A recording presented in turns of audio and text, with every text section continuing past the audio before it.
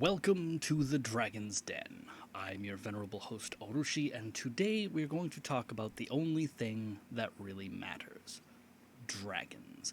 Specifically, Daughter of the Serpentine, the second book in the Dragoneer Academy series by E. Knight. And if you've read the first book, then you'll be perhaps disappointed that if you liked the first one, you're probably going to like this one in the exact same ways. Unless being the exact same is not what you're looking for. Because this book almost follows the first story layout of going forward until something changes her path, and then she has to course correct to adapt to it, and then settling on that path and rinse and repeat ad nauseum. And then something takes her away from the Serpentine for an extended period of time again. It follows so many of the exact same story beats as the first book that it might seem like every book is going to be the exact same template for whatever reason, and that can probably put some people off. But overall, the characters are still great. They're still growing and changing ever so slightly, and by the end of it, I do think it finally sets up enough stuff that can have a big change later on, that I'm really hoping that the third book will see some perhaps not huge changes, but start laying down some really solid building blocks for change. So yeah, if you've read the first one and you liked it, I would definitely suggest reading this one. It's a lot of the same stuff of she's trying to do her best in this military boot camp sort of environment, and she's got a lot of things going against her, but she has a habit of sticking through things and persevering and making friends where others are apparently not, because she has a very not exactly tight-knit group of friends, but she has friends higher up and in her own social group that would stand by her, which is, I think, sort of, and not like, how a lot of people are like, oh, I have hundreds of friends sort of stuff. It's like, no, these are alliances. These people see good in her, and things that, being friends with her won't just be, it's like, oh, there's something, utensil or something I could use. It's like, no, they view her and say it's like she's definitely has the qualities that you would want to be able to use, but also her personality is such a way that, even when you don't know what you would want from her, she can still improve your life in some way, and people see the talent and possibility in her, so they want to help her, which is, I think, a really good core thing to have in a protagonist. Is even if they're not great at anything, they should still have this center of possibility where other characters can see, oh, they've definitely got high, not skill or anything built up, but they might have talent in something, or you can just see that they could go far if they were put into areas where they would excel. That's definitely a cool thing to have in a main character. Other than that, it's the same writing style and everything else as the first one. A lot of peaks and valleys. The characters are all pretty good. There's some stuff that happens that I think is probably hitting a little bit too much on the realistic problems people kind of have area for me, which is like, it's understandable. You want to make realistic kind of characters, but like characters who do foolish things and get into a lot of trouble that can like permanently affect them in really negative ways is kind of iffy with me, because I have a real big thing against people doing dumb stuff. And you see a little bit of that in a couple of different places in this. But definitely, if you like the first one, go read this one, and we can hope that the next one will be an even bigger step towards opening the story up and having a lot of stuff happen. So, with that said, we will now head into spoilers. So if you haven't read it yet, come back later, watch the rest of this video, and let me know what you think of the story in the comments, because I would love to talk about any of the books that I review. I'd love to talk with people about, because going over, just character development, how you feel about these characters, how they're created, their ups and downs, their good sides and bad sides. I love talking about that sort of stuff.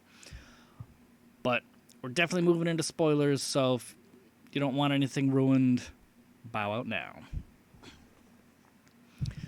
The beginning of this story starts off almost at the end of the previous one, and it sort of sets it up as if there might be a spy in the Serpentine, because during an initiation event where it's like running the gauntlet, Illith gets to the end and she gets piled on by a bunch of the boys. Everyone's getting, because she's running and crashes into somebody who's out of place or whatever, and they all go down, and then she gets cut. Somebody like gouges out the top of her eyebrow, and she bleeds profusely, and it sort of sets up this sort of thing as like, ooh, maybe the Galantines have a spy in the Serpentine, and they kind of want to get rid of her so that she never, comes back to claim her titles and, all that sort of stuff. And I thought that was super cool, but then when it gets around to revealing what that was about, that whole thing, I understand it as a plot point and everything, but I really didn't like where it went. So we'll get to that in a minute. And then daily life, all that sort of stuff, and the only things that Illith does to actually start moving her own story in a direction is that, because of the Lodger's books and all that stuff that he left her, she was able to look into the previous plans by the Dragoneer that initially inspired her to join in the first place.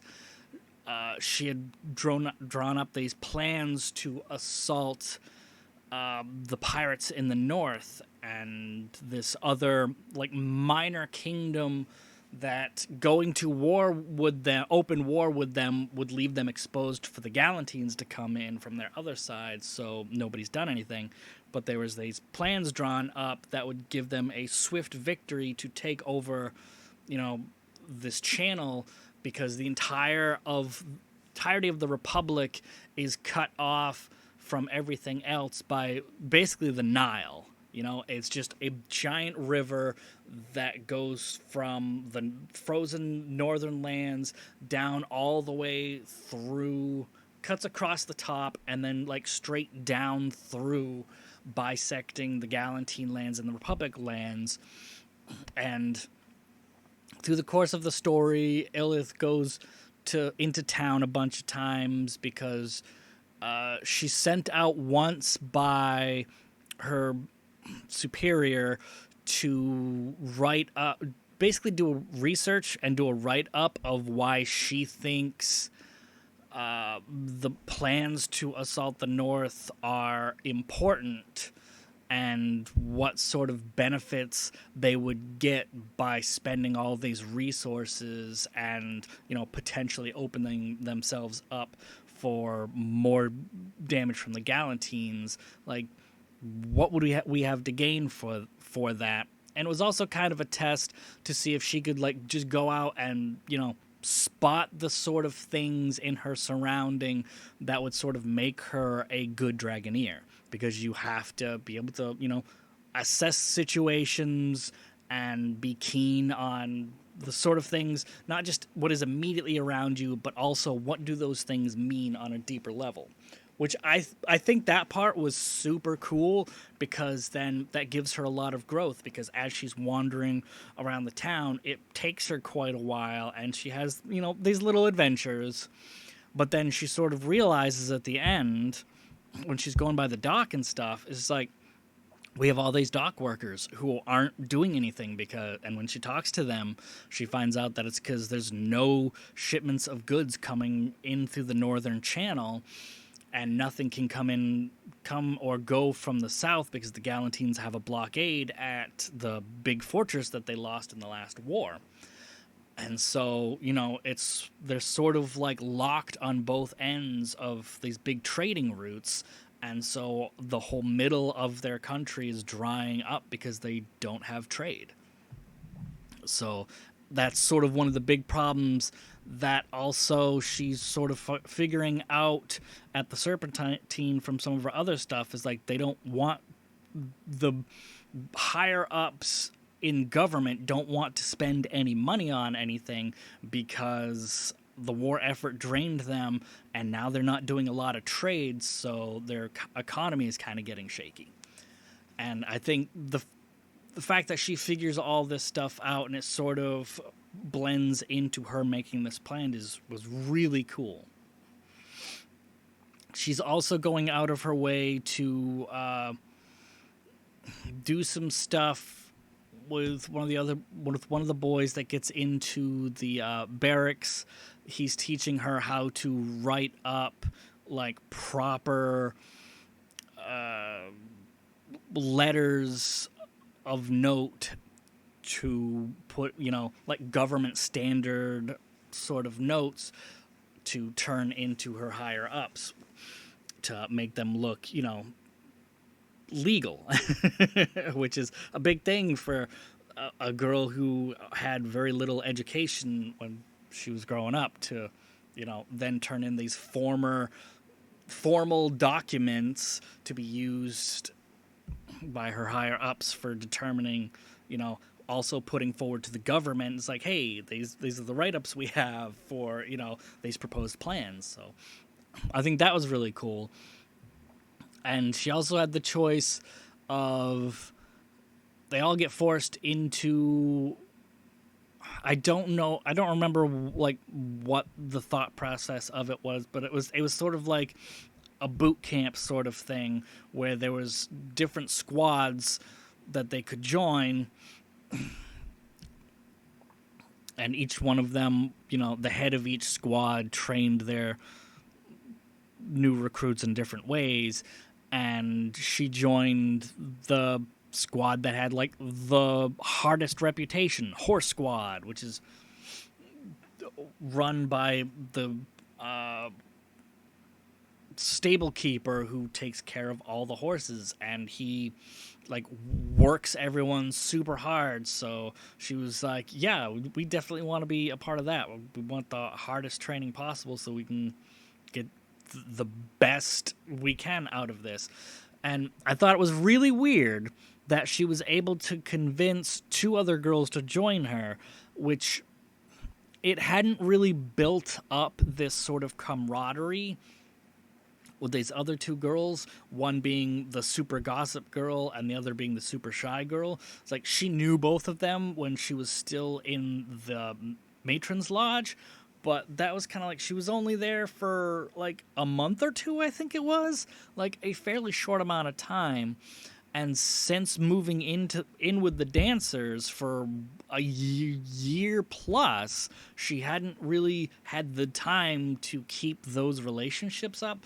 So I thought it was kind of weird that the two of them were just like, "Oh yeah, we'll follow Illith. We know her. She's cool." And it's like, wouldn't they? I guess the assumption is because both of them are sort of, weird outcast types that they hadn't made a lot of friends since. But I don't know, that's felt sort of weird. But it gave Elith the sort of feeling of, oh, she's coming in with friends, so she can sort of feel, you know, you always feel more comfortable when you have people with there.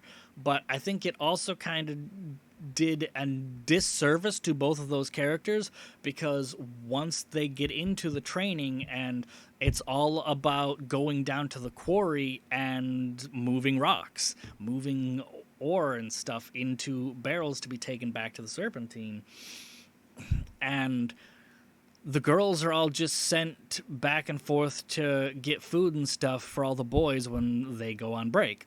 And then Illith's just like, well, I'm not getting the proper training I want in this. So then she starts doing some of the lugging too, which makes those other girls look bad in comparison.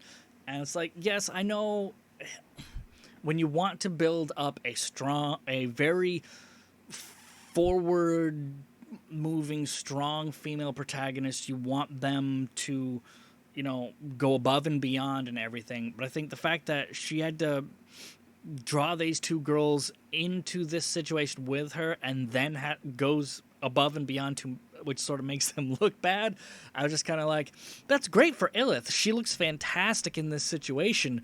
But the other girls that she kind of, decided to go in with this, she's kind of making them look bad. And I don't know, I just sort of felt bad for them until after several days of doing this sort of, it might have been a few weeks actually, into it, the leader of the squad, who I think his description is fantastic.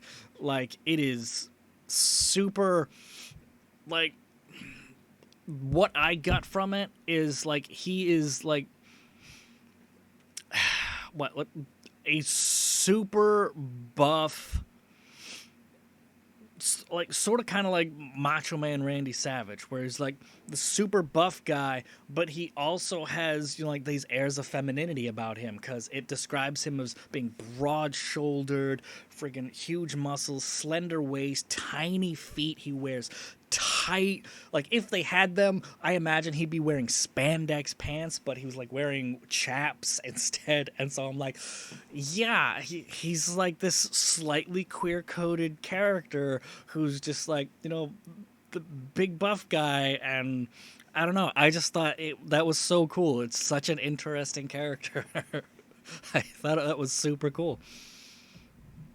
And he rewards them by leading them up to the hot springs.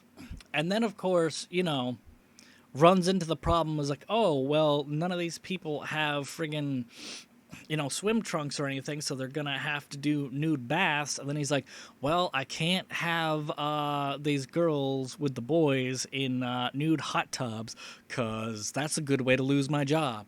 So then he puts up, like, a sheet between the two of them, which is kind of, that's a half measure, I guess. But then it goes into this thing where the gossip girl and Illith are talking, and it comes, Illith's trying to understand, like, their position is like, why are you still here at the Serpentine? What are your goals? What are you trying to get out of all of this stuff? Because Illith is sort of at this place where she knows she wants to be a Dragoneer, but she's not sure if she can be. Like, it's sort of dawning on her that being a Dragoneer isn't just, doing your best and achieving it. It's also, you have to have skill. You have to have skill and perhaps some natural talent that she maybe doesn't have. So she's sort of looking into, well, if I can't achieve my dream here, what else could I do here? And so she's asking these girls, it's like, well, what are your big plans here? And it was so weird that the gossip girl, like, just as the boys are teasing them and she's teasing back, and they're like, "Oh, just come over here." And I don't even remember how it came up, but they started hinting at gangbang kind of stuff. And then she's like, "Oh yeah, I'm totally into that." And then just pushes the friggin' blanket aside and starts going over to the other side. And the leader guy's like, "No, no, God damn all of you, get back to your side. If any of you boys start doing that stuff again, I will throw you down the frickin' mountain." Which I thought was great, because he's, at first he was just letting them do whatever, but as soon as it started getting into, it was like, yeah, this is the kind of stuff you lose your freaking job over, dude. He's just like, no, cut that the fuck out immediately. And that sort of sets the stage of she says what she wants is to hopefully find a husband. Hopefully somebody who will have a decent job, but she's kind of it paints her as the gossip girl, being very, the reason why she's in everybody's business and wants to know everything all the time is because she's the most pure social butterfly type of all, and she has no restrictions on that. She will sleep with tons of guys and fool around with lots of girls, getting information from them and all of this stuff. And that was kind of really weird for me, just to have that suddenly be the thing that her character is about. And so well, that's not really helpful to Illith at all, because none of that has anything to do with anything she has an interest on. And then the shy girl is kind of in the same boat, where she doesn't know what she wants. She kind of just hopes that she can find something good and stable to do there, to have a steady job, or at least learn a trade there to then be able to go out and have a steady job.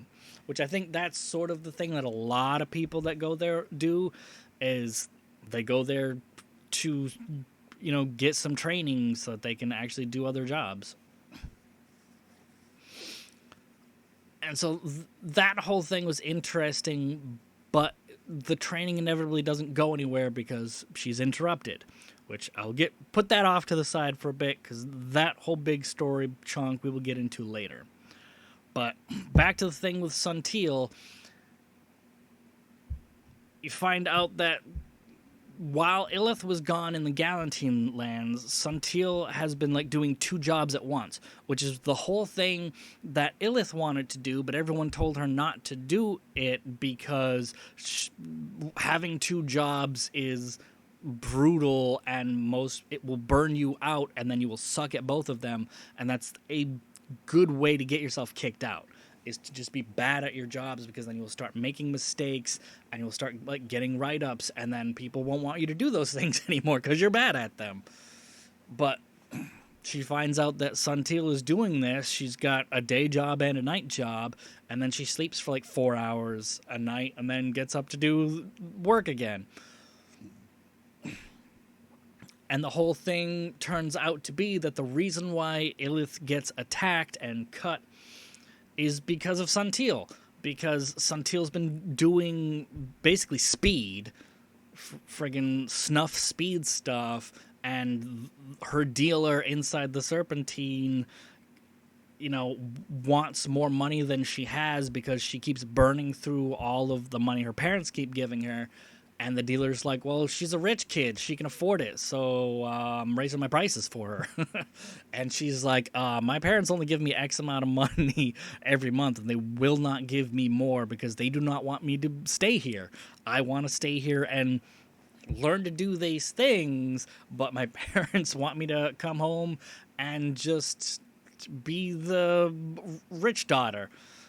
And I like that Sunteal starts getting into medical training, because that's sort of it keeps giving you this idea that she's very stuck up, and she all this traditional sort of rich girl stuff, but then she keeps trying to push beyond those boundaries. She's a hard worker, and she starts going into medical stuff, which is really, really difficult work. So like she starts turning into this really really interesting character, and it I have a problem with her that she doesn't really give Illith her props. She like when Illith saved her from, the inspection with her parents and stuff, and she was like, oh, you are my best friend. Oh my god. But then she doesn't go as far as trash talking her again after that. But I keep getting these feelings that, her opinion of people, like, comes and goes in waves. Like, you do something good for her, she'll have a high opinion of you. But then if you don't, like, do something to maintain even a modest level of that opinion, her opinion of you will just start bottoming out again, which is really weird because I guess she starts taking Illith for granted, and I don't know, just her language when talking to Illith or with other people about Illith, just it kind of irritates me a little.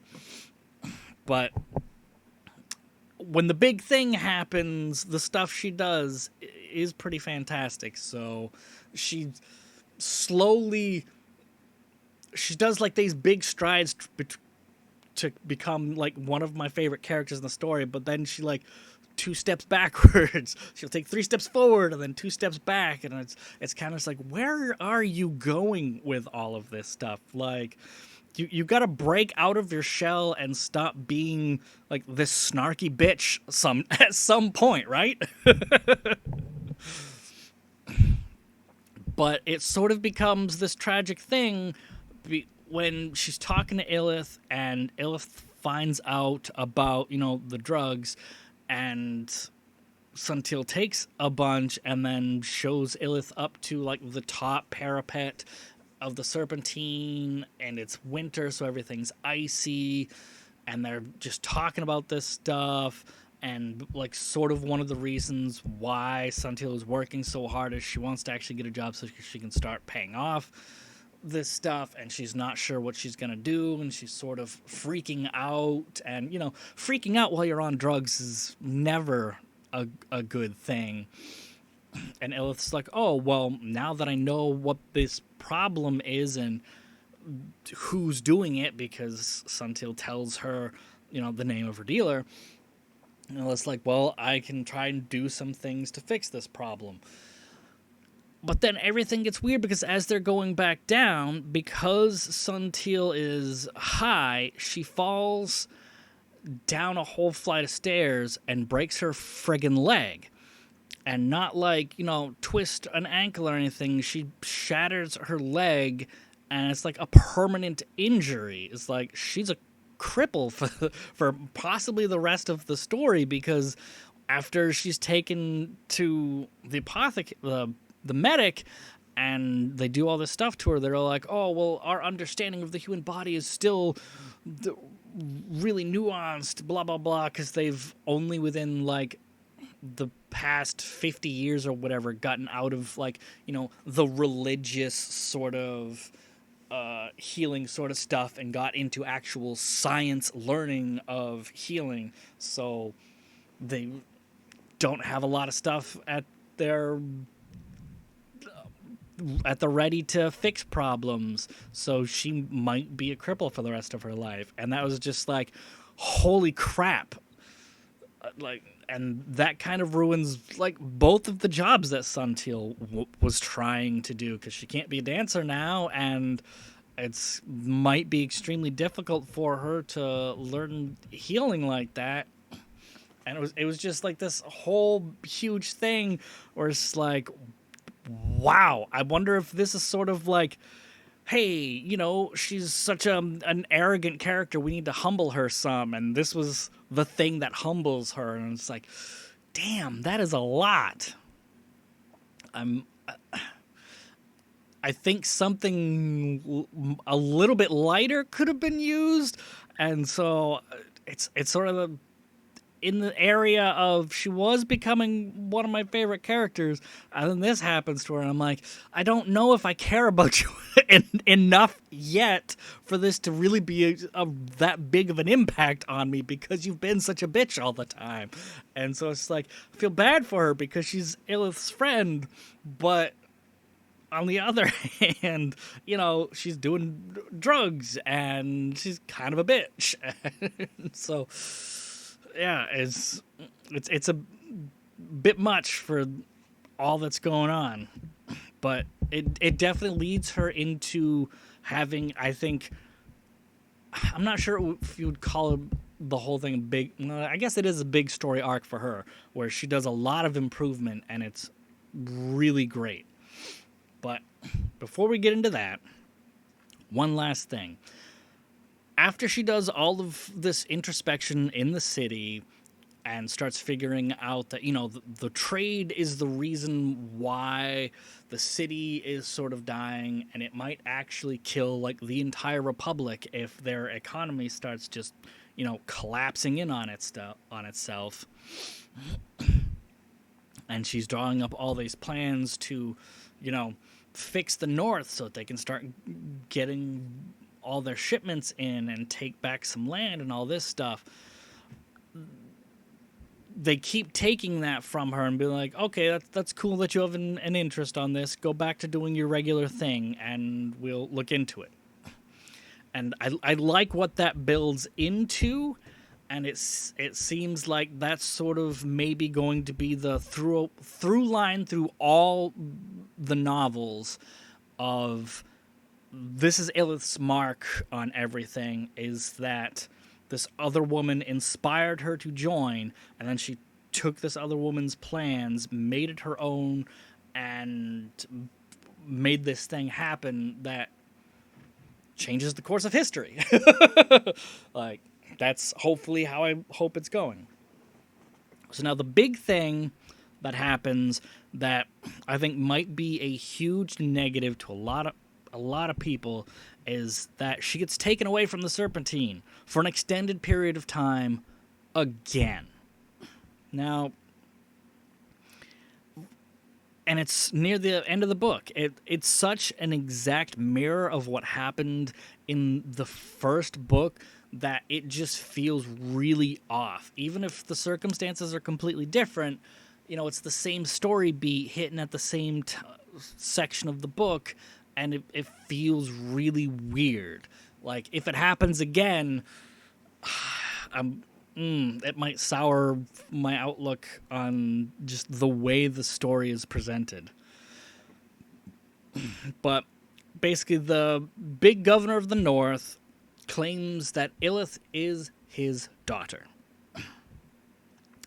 And that as such, from out of wedlock, all that kind of stuff, that's why she was put in the home, the orphanage and all that kind of stuff. But now that her mother has died and she's in the Serpentine and gaining, a reputation, he wants her back at his house to train her properly and all this sort of stuff. And it's this super awkward thing where Illith goes there and she's trying to find out stuff about her mom while also trying to, like, seeing where she fits in with the lady of the household. Because it's like, your husband just brought in his illegitimate child to live with you. How does that pan out? And Illith is fully aware that, this is a real bad situation, and she really doesn't want to be there. And it's also sort of sets up, again, this sort of the story beat of she's away from the Serpentine. She's missing out on training. Like, by the end, it's only through the fall and most of the winter, I think it was. So it wasn't as long as she was in the Galantine lands, but that's still like another 4 or 5 months of her not having training. So she's like a third-year cadet at this military base already, and she's missed like a year and a half of training. She's missed half of her fucking training. So she is far less skilled than everyone else who joined at the same time she did. And it doesn't really show up in the story where it kind of should. Like, she's so far behind in all her training, it has to have a massive negative effect on her progress towards being a Dragoneer, right? It has to. Logically speaking, missing out on all your freaking half of your training of 3 years would have a big negative effect on you. But that sort of doesn't come up much. And then through the course of this little thing, it comes out that he's not really sure if Illith is his daughter, because he did love this other woman who was his servant for a while, and she was from Galantine, but he wasn't sure if, Illith was his, yada, yada, yada. And mostly he's just doing all this stuff for... At first it seems political reasons, but then he kind of makes a deal with Illith. He's kind of like, I'll let you go, and you can go back to the Serpentine and continue your training, and I will never bother you again if you can get me dragon's blood. And Illith has already found out, Chekhov's gun style, that dragon's blood is extremely powerful in its healing properties, but it's also extremely addictive, and also doesn't just, when you get addicted to something, it's not just a mental thing, but it's also a physiological thing. But dragon's blood goes beyond that, because it changes your DNA ever so slightly, because when you heal different than you used to be. Because they say that, at one time there were peoples who used dragon's blood all the time, and they started changing to be less human, blah, blah, blah, blah. So, there's this huge stigma against using dragon's blood. But this guy wants some because his wife is crippled. She had a spinal problem, so she can't walk. And he's like, I will make this deal with you, and you never tell anybody about it, and I will leave you alone if you can just get me some dragon's blood to heal my wife. And he's like, I would sacrifice everything I have, my position, everything, to heal my wife. And so, he goes from being this sort of pushy asshole guy to being like, oh, he's just a pushy asshole because he's trying to maintain his governorship in the Northlands, which are doing very poorly overall, and so that he can maintain ties and get money and influence and everything, so that he can find a way to cure his wife. So that was a super cool little twist, and I really liked that.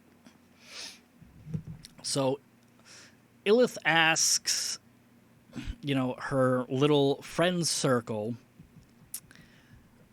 of Dragoneers, when they come up to visit her, this is what he wants. It's illegal. What do I do? And the commander's just like, tell him, yeah. Don't promise that you can get it, but tell him you'll do your best, and I will make sure that it happens. I will get you dragon's blood or something similar, and if it doesn't work, tell him that, maybe it's not all that it was hyped up to be. So that was kind of a shock that, he's immediately like, oh yeah, just say yeah, and we'll get it done. Because this is the second time that her little friend group of Dragoneers have gone way outside of their duty for her, because when she was in Galantine lands, they went across the border into enemy territory as, spies, basically, to go and try and rescue her. And at that point, it was kind of like, why would they do that? I get it that, she's the protagonist and she's super likable, and these guys, all three of them, really like Illith.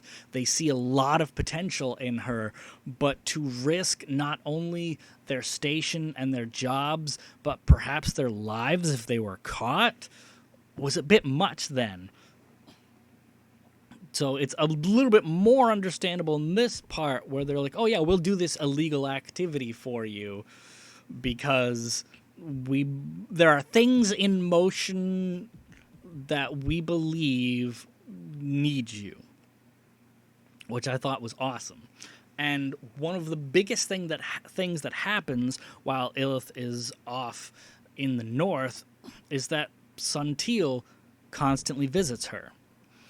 And Suntil spends all this money bringing her, booze for the nobility there, her pretend father and his wife, to make herself look good. But then she also kind of sort of acts like a harlot because she's trying to ruin Illith's reputation with them to the point that they don't want anything to do with her. It was Suntil's sort of way of trying to rescue Illith, which was fantastic. Like, it was so heartwarming to see Suntil, who has recently become crippled and is going through like the toughest time of her life, be like, all right, I'm going through some shit, but fuck that. I have a friend that is desperately in need, and if I can forget about all my problems by focusing on trying to help my friend and just going friggin' full force at this problem, I'm going to do it.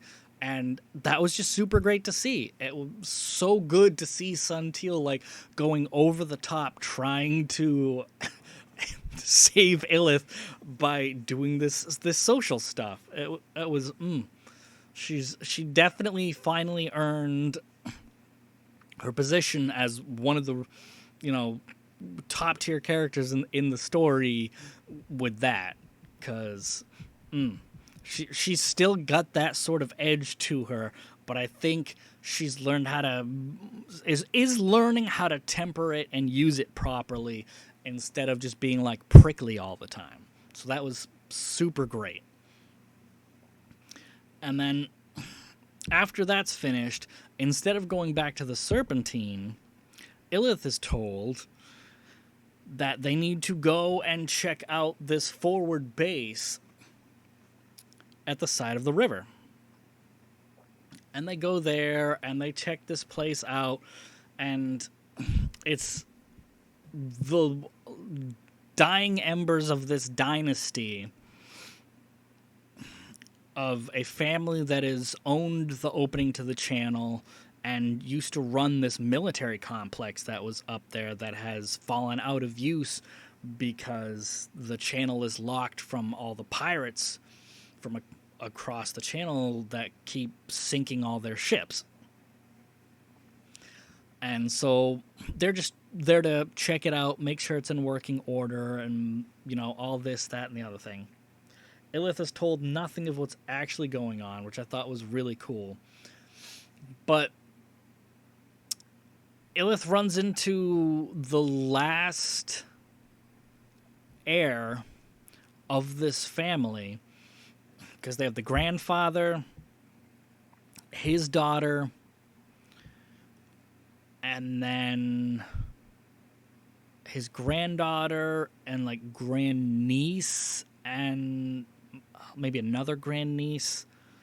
And it was like this boy that is his grandson is the last male heir. He's the last one that can carry on the family name, all that kind of garbage.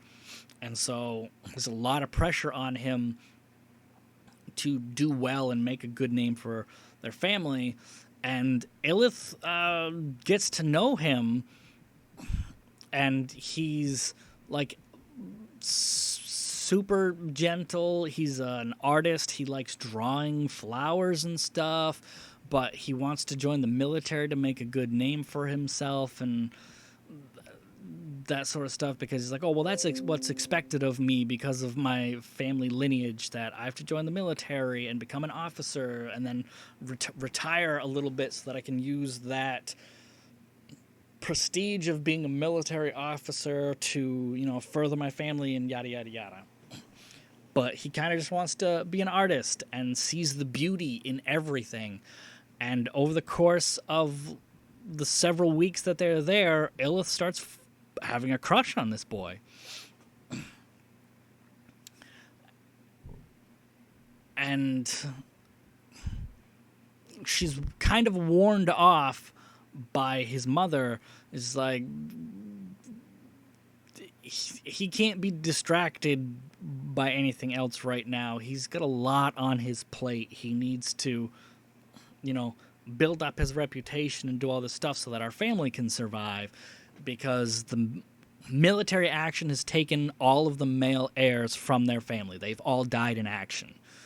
So it's sort of this, tragic history with this family, and they're sort of glad that he's, more interested in seeing the beauty of things, because they want him to do what he can to just, start a family and just basically rebuild the family legacy and hopefully get a good job to bring money to the family and all that kind of stuff. But because Illith and the Dragoneers are there, it kind of pushes him a little bit. So he's like, oh, you're doing something here, checking up on this facility that hasn't been used in like 20 years or whatever. Something's going on. And then, lo and behold, something is going on, because eventually Illith is read in that the plans that she drew up, they're going ahead with that. They are assaulting the lands to the north, and they're going to do basically a blitzkrieg against them. They're just going to try and go over, smash their defenses, and take the other coast, rout the enemy as fast as possible to secure the channel, to start opening up their trade routes again to save the economy of the Republic. And so it's this line of, this is because of Illith. That's a huge thing to acknowledge in the story, that all of the things that are happening is because of a choice that she made.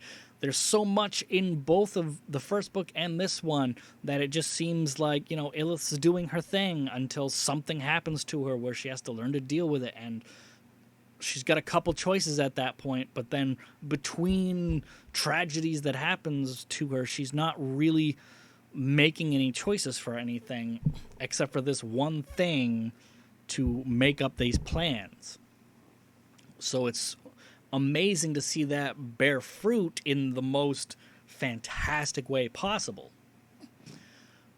But that sort of pushes this boy towards, oh, you're actually going to try and build up this installation again. It's like, well, I definitely have to join the military and become an officer so that I can lead this. I need the credentials besides my family name to actually properly have the authority and respect of the troops that are going to be there to be in a position of power there, because he wants to do everything, the right way by everybody's, which is fantastic stuff. And this whole extended thing, my only problem with it is that there's a scene where it goes and she's tending to the dragons there, and I don't think that the dragons pay Illith enough respect. Like, I don't exactly know how they would, but they seem too, indifferent to her when, she's, almost the favorite dancer of a bunch of them, and most of them have respect for her because she stayed with the lodger when he died, and, when she saved the eggs, and there's all of these things that she's done for the dragons specifically that would put her in higher esteem than basically any other humans, and most of them are kind of like, yeah, we don't really care about humans all that much. We're just kind of like, our old society's died, so now we're here doing this because this is the best path for us to do things. But I don't know. It just feels like even some off the cuff remarks about how happy they are to see her, even if it was just like a sort of backhanded compliment kind of thing, where it's like, oh, good. Thankfully, it's Illith and not somebody else.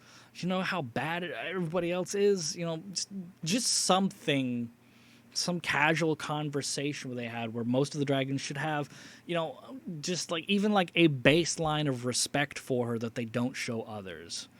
Because, I don't know, I feel like she's probably the most respected human amongst most of the dragons because of all the things that she's done, where most of the time dragons and humans don't really have good relationships. They're just kind of like, you know, we're here and you're here and we both do our own different things.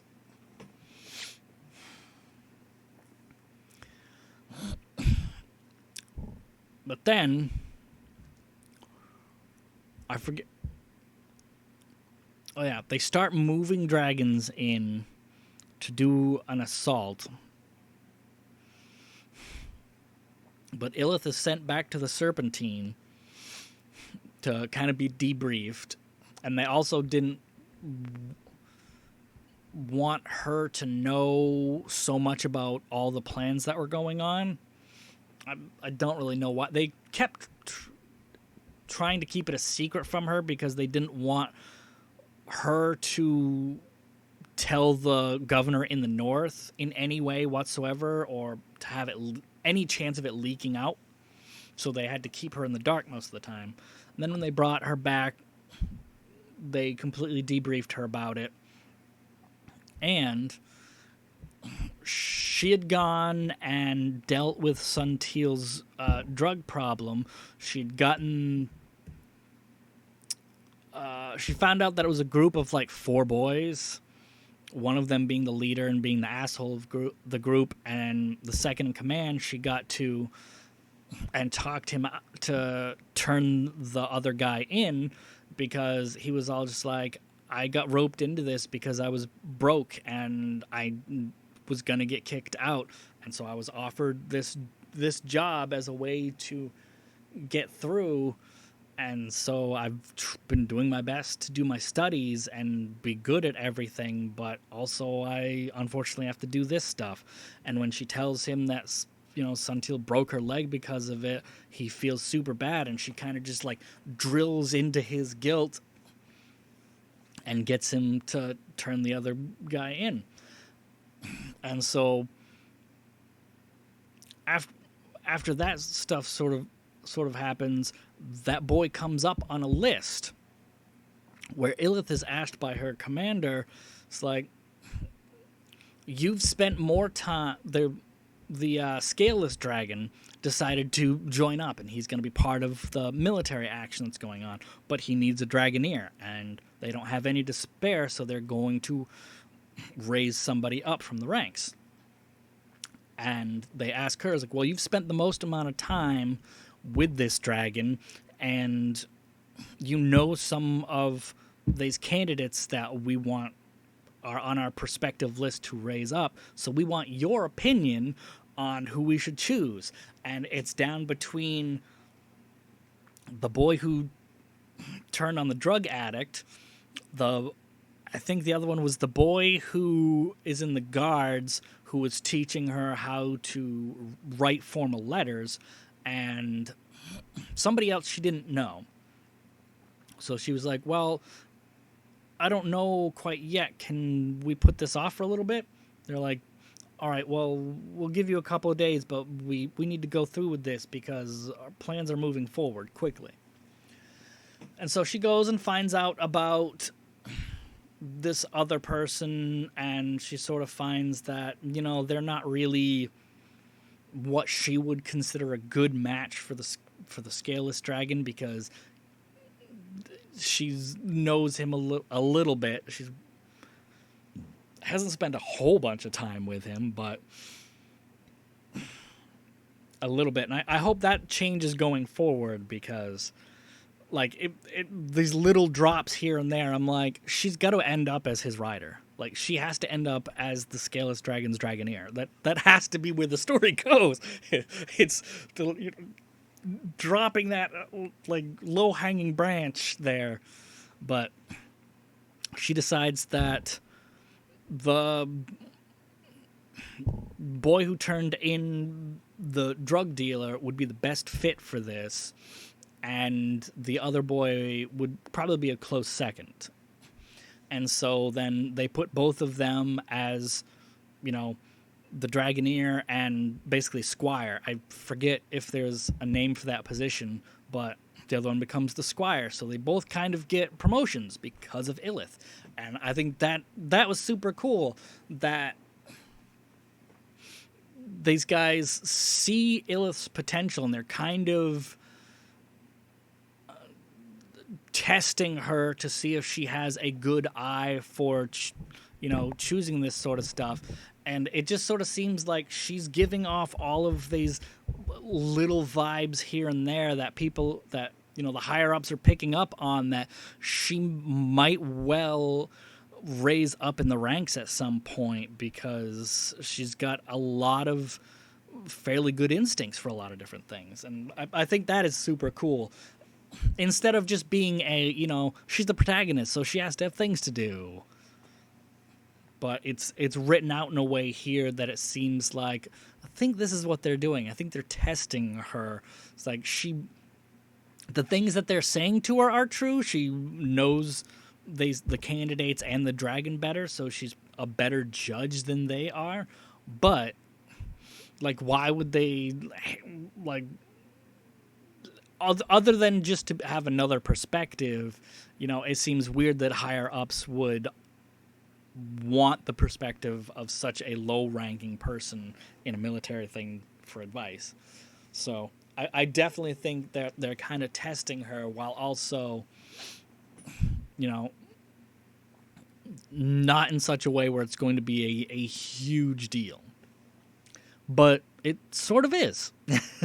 Because then they go back to the fortress, and she finds out that the boy that she has a crush on has joined the military action there, and he's gone down to the nearby town, because a little bit outside the town in the big forest there, they've been hiding dragons and slowly building up their forces. And so it's like most of the dragons from the Serpentine are on this mission. And so the mother gets angry at Illith. She's like, he went down to join all this stuff because you've convinced him that he, needs to be proud of military service, yada, yada, yada. And Illith is kind of just like, he was going to do that anyway, I thought. But, it starts being this little problem between the two of them.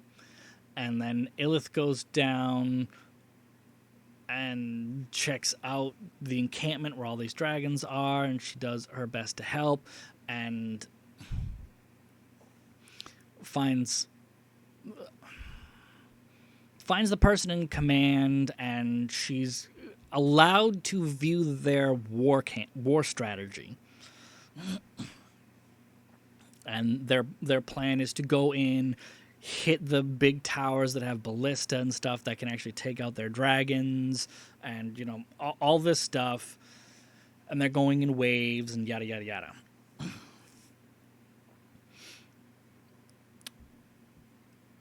But then that night, there's a raid on the town, because I think it's assumed that several of the ships saw dragons coming in, and they wanted to kind of, just wreck the port and stop any, like, if this town dies, then that's going to be a big hit for them, because then they won't have, like, this stopping point to have vessels that can protect the channel and drive off the pirates, even if the dragons manage to secure it, because then stationing all these dragons there would be a much longer protracted sort of an engagement, which the Serpentine really can't afford to do.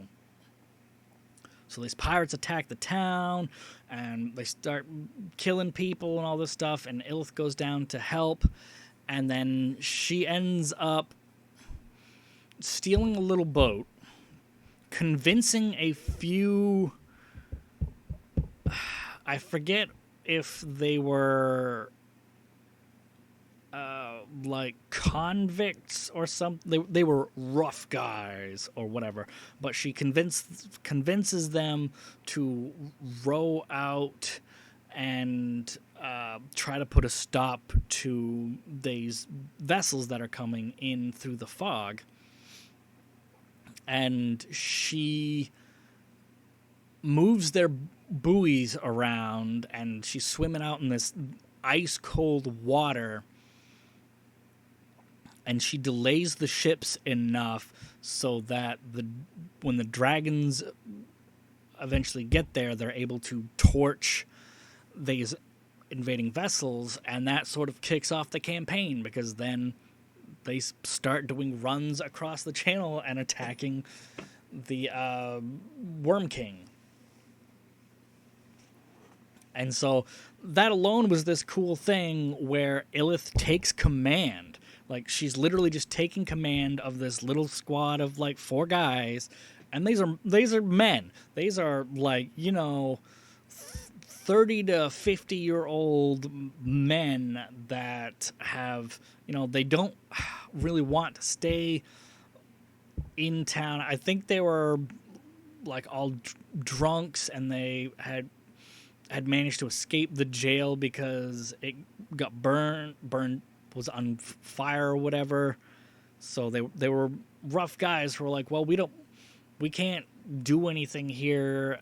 We don't want to help because we don't give a shit about this place. And if we try to leave, we'll get caught up by the army that we know is out behind the city. So we don't really have anywhere to go. We were just going to take these little rowboats and just get the fuck out of Dodge.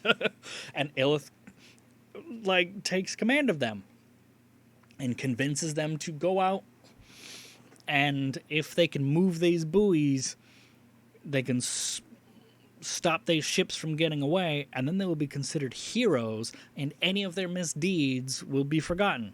And they were like, that's a big risk. That sucks. But all things forgotten, you say. And I don't recall. I don't think they did a very good job. And at least one, if not all of them, died during it. But it was because it was mostly at the end Ilith who was doing it, because she had to get rescued afterwards because she was like holding onto the buoy on a sandbar. She had moved it over onto a sandbar so that the ship would beach a little bit on its trying to get out. So that was super cool. So it's like sort of Ilith single-handedly commandeered these not fine gentlemen, went out and stopped these raiders from being able to escape, which is no small thing. And somebody saw her doing it, so that's definitely going to be in a report somewhere that, hey, Ilith did this fucking amazing thing. And then she goes back to the camp and just watching the flights go in and out as they attack the other side. But the Scaleless Dragon comes back from one of his runs, and it happens that the boy that she chose to be the Dragoneer there got killed on the flight out. He lost his head. Or, yeah. I forget what hit him, but he lost his head, and the dragon was just kind of like, oh, I thought it was a little bit lighter, and he was flopping around some. It's kind of weird. And other people were put off by like the nonchalant sort of way he was talking about his dead rider. But Illith knew that it was just like, they didn't really care about each other. They barely knew each other. So, whatever. And then she goes to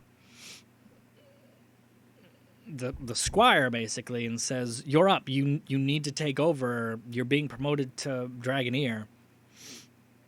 You need to go out on this next sortie." And the kid is just crying and shaking in his boots, not dressed when he's already like 5 minutes late for liftoff and all this stuff. And she tries talking him into it, and he's just paralyzed with fear. So she's like, well, fuck it. She puts on his gear and then throws on some of her like super heavy winter gear on top of it and pretends to be him and goes out and goes on this sortie. And then like halfway across the channel, the dragon's just like, you're not the boy. You remind me of the girl I talked to. And so, it was just like, yeah, it's me, but you have to make sure that you tell anybody that it wasn't me, or else I'm going to get in trouble, because I definitely should not be here. And what she does at the climax of this story is fantastic. She goes out of her ways, disobeys orders, saves a whole bunch of people, takes on a group of slavers and gets them captured or killed, and all of this other stuff. And then when she goes back, after doing all this amazing stuff, she goes back, and when she's, getting out of her gear to give it back to the boy, he's pissed. He's like, why the hell did you go on and pretend to be me? That was my job. I should have done that. I should have been there and done all this, the stuff. My name's going to be ruined now. And she's just like, because you couldn't do it. You were curled up in a puddle of your own tears. I did this for you. I just did some amazing stuff, and that's in your name. And so it was super weird that he was all pissed off about this. And so it's kind of like their friendship might have ended over that, which, I don't know, that was just like super strange. He obviously felt so guilty over being such a coward that he needed to take it out on somebody. I guess that's, what's going on. But I was just like, fuck you. You couldn't do your thing, so she did it for you. And she can't say that she did it, or else she's going to be in deep shit, so fucking go with it, dude. But I can't help but imagine that the guy who she saved, who I forget what he does, but he either like writes a newspaper or is a blacksmith / gossip or something. He has a not like high standing or anything, but he's got a good standing with the people there. And he might have been a diplomat from somewhere else as well. I forget what it was, but he's in touch with all the people, so that he's going to tell everybody. He's like, oh, this was this female dragoneer with the scaleless dragon did all this amazing stuff for us. So that, plus some of the other reports that are obviously going to be made about her, I can't help but think that, all this stuff is going to be eventually reported to her superiors, and it's going to start building this profile that she might be a little bit of a loose cannon, but she is amazing in situations. When push comes to shove, Illith shines. And I think that's so great. I cannot wait to see how things progress, because, she's already gone on several flights. She's already done all of this stuff that lays down this background where it's like, yeah, she's probably going to be an amazing Dragoneer, if not straight out like a good commander. except for the fact that she can't talk to people very well because of her lisp. And, even if she just becomes like the commander attache attachment to being the lead of the dragons or whatever, I think that would be so awesome. And I can't wait to see where she progresses with this, because this is kind of the end of the arc of her making her big choice, because after they do this and they secure the other side, that was the battle plan that she had. So after that, what are the big choices that she's going to be making? Or is it going to just slide back into that sort of, just doing the thing until something happens, then she makes a choice and then keeps going on until something big happens? Because this was sort of the only big through line through her arc where she was actively striving for something greater than just, being good at her training and trying to be a Dragoneer. Hopefully some other big objective will come up, something that she can tangibly strive super hard for, because I think she sort of really needs that. The story really needs that, and more stuff having to do with that, because otherwise that sort of pattern of only making choices when something affects what she's currently doing gets really old real fast. But yeah, the ending is definitely worth reading through the rest of the book, and worth getting through some of the sort of sameness from the first book and all that stuff, because the ending sortie and all the stuff she does there is so good. And I really hope there's more of that sort of stuff, even if it's just more stuff like in the first book, the round of flight, carrier flight that she did. That was super cool. Just more. I really want to see more stuff of her interacting with the dragons and doing stuff on Dragonback, because I think that's where Illith shines more, because she's like, oh, well, I can talk to dragons just fine, and she's got all this reputation with them, and I would like to sort of see her be held in high regard to them, and either take up a position or create a new position of being the head of I don't know what you would call it, but stable master of dragons, being the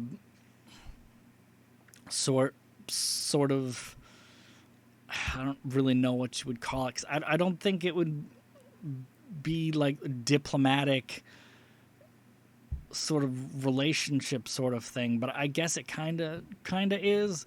The dragons in the Serpentine are in this weird space where they're kind of all volunteers and they can literally leave whenever the frig they want because nothing's going to stop them. But they also sort of have this own personal social pressure to stay there, to make good names from themselves and all that sort of stuff. So I think Illith could definitely be a good bridge to get into that sort of stuff and get into more of the mentality, because that's really why I liked Knight's previous series, because it was from the dragon's perspective, and that's why it was so good. And I really want Illith to be able to get closer with a lot of dragons to see their perspective better, and not just sort of from a distance that it has been so far. So I really hope that's sort of the direction that the story veers off into. And if not, it could still be pretty good, but the name of the series, it's a Dragon Academy, I guess you do call military academies, but military academies are basically where they train officers. So it's weird that the book series would be called that, because the Serpentine definitely isn't an academy, because they're not trying to train officers. They're just trying to train everybody for everything they need just to survive and hopefully prosper a bit. But we shall see. That is all for now. Good evening.